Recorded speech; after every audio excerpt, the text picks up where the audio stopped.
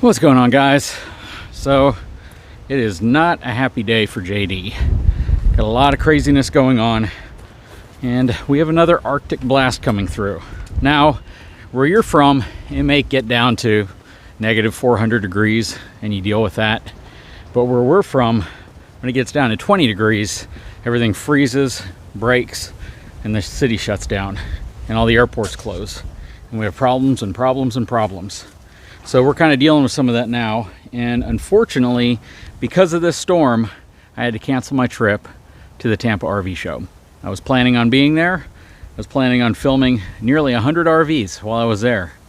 But what I am finding out now is that because of this Arctic blast, DFW Airport in Houston, both airports that I fly through, are pretty much going to be shut down. And if they are having flights, they're going to be very delayed, and I'm just going to run into a whole mess of travel issues because I have to fly from here to either Houston or Dallas. I already had my ticket for Dallas. My friends from eTrailer were going to come with me. They were going to fly down from St. Louis, but yeah, I can't risk the chance that I'm stuck in Dallas and I miss the show anyways, or my flight gets canceled, or I show up in Tampa too late and I'm not able to film the content that I need, and I end up having to fly back, but then I get stuck in Tampa trying to fly back to Dallas, trying to fly back to South Texas, and it's just a big mess. Very, very, very frustrating. This entire thing is frustrating. We've got tons of wind that's been coming through here as well. My tire covers are kind of ended up all over the place. But today we had like 30, 40 mile an hour sustained winds with up to 50, 60 mile an hour gusts ahead of this cold front coming through. We're supposed to get down to about 26 degrees in that range, and with a wind chill of like 7 degrees or 6 degrees, kind of like we had a couple years ago where everything broke. At least my stuff didn't break, a few things did, but the city as a whole pretty much shut down.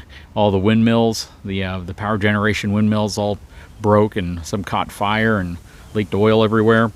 But what I can tell you is that it is nasty, and this is going to cause all sorts of problems. So I'm out here winterizing the Brookstone, winterizing the Surveyor, winterizing everything. I got tons and tons and tons of stuff to winterize. I really, really, really am bummed out that I'm not going to be at the Tampa show.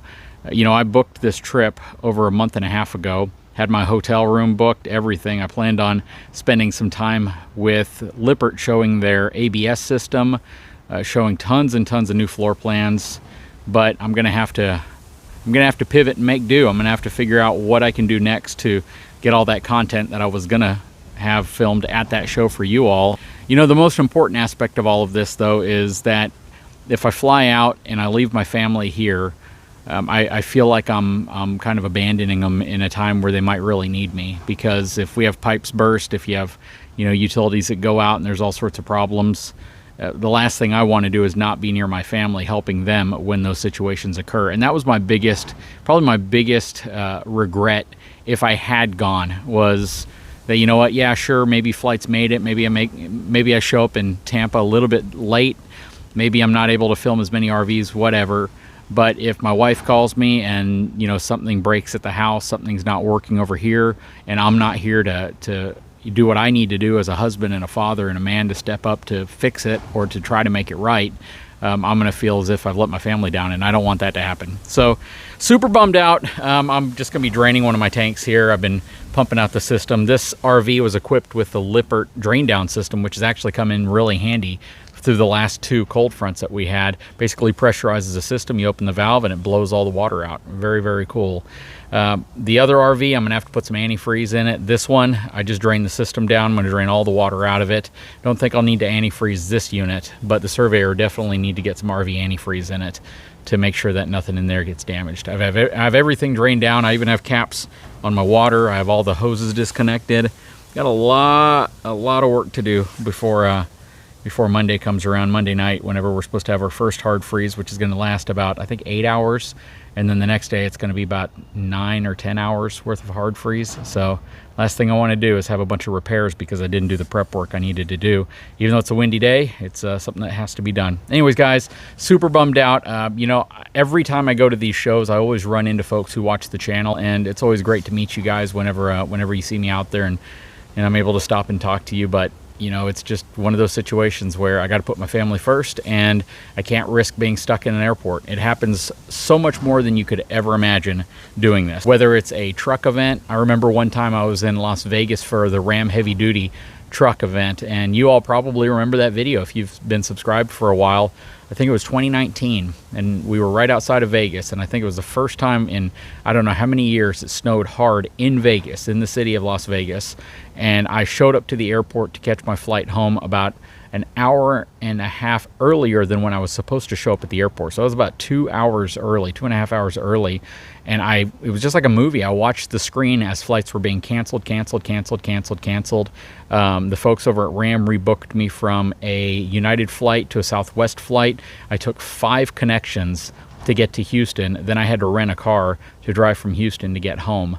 And that was crazy. But yeah, this stuff happens a lot more than you might imagine when you travel and you do journalistic work and you go to different events. And it almost always happens at the worst possible time. And this is the worst possible time because I was really looking forward to going to that show. Anyways, guys, I sure hope you enjoy the content still. I will dig up some content. I will do some RV reviews. I will go to other shows. You know, Quartzsite's coming up real soon as well. You may or may not see me at some of those shows, but I plan on getting you guys the content that you expect from my channel. Got a lot of comparisons coming up too, a lot of really cool stuff. Had some suggestions after I did the equalizer comparison on the next comparison, and I already have pretty much all the products lined up for that one. So anyways, guys, I sure hope you enjoyed this video. It's not really the kind of video I like to put out, but you know, it's what's got to be done. Anyways, again, I hope you enjoy it. If you wouldn't mind, please take a moment, hit that subscribe button, give me a thumbs up, because YouTube really cares about that stuff, and inevitably I need to care about it, I guess, too. And we'll talk to you again real soon. Got to get all that water out. Otherwise it will expand and it will crack your tank and cause other problems. And I pretty much had a full hot water tank.